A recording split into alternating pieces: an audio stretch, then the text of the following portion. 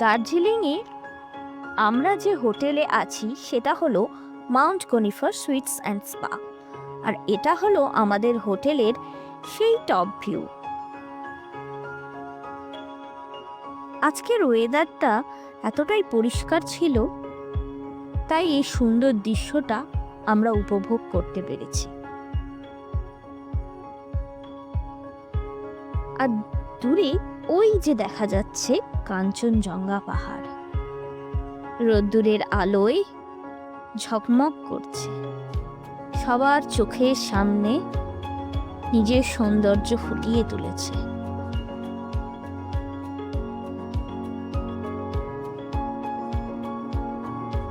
দূর দূরান্ত পর্যন্ত ছড়িয়ে রয়েছে কাঞ্চনজঙ্ঘা পাহাড়।